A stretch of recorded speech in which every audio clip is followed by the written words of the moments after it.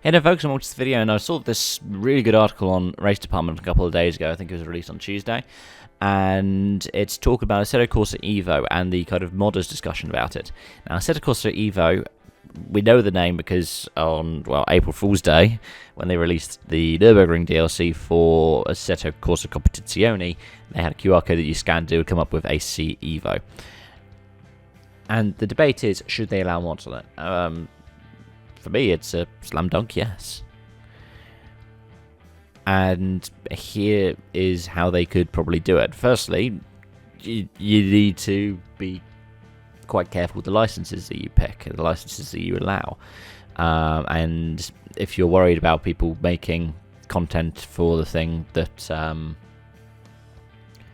that you're planning on releasing, just say, this is our roadmap, and we are going to be making these vehicles and these tracks at this time.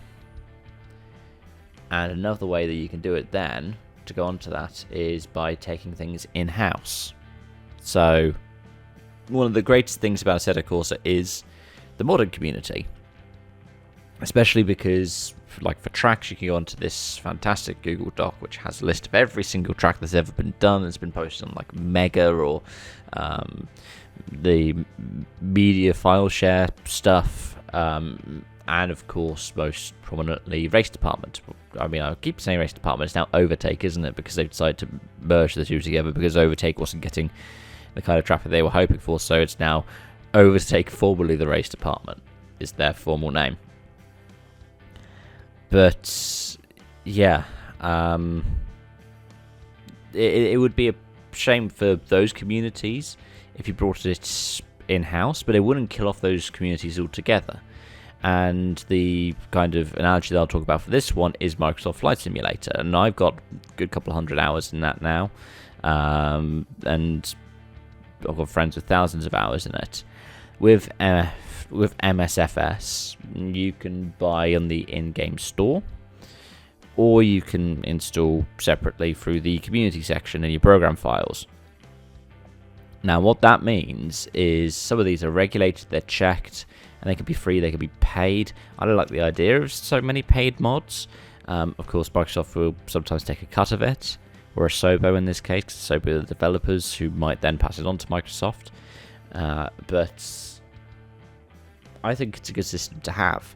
And the reason why is because there's a large community of Assetto Corsa enjoyers and fans of that game who get forgotten time and time again when it comes to modding, which is the console community. The console community's got a completely different UI, it's got a completely different way that it behaves, and you can't put mods on it.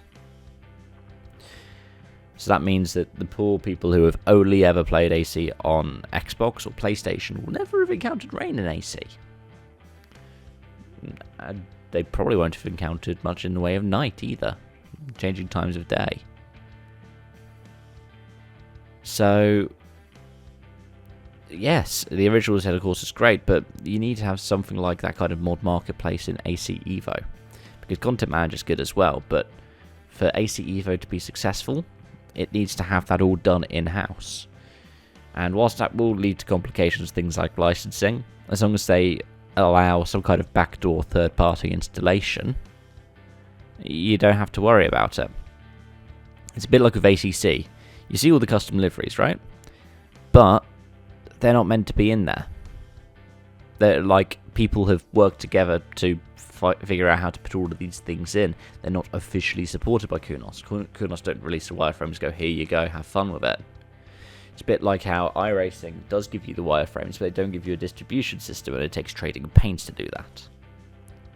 But those are things that I really look for. Let me know your thoughts in the comment section down below. Thank you so much for watching, and I hope to see you again soon. Bye for now.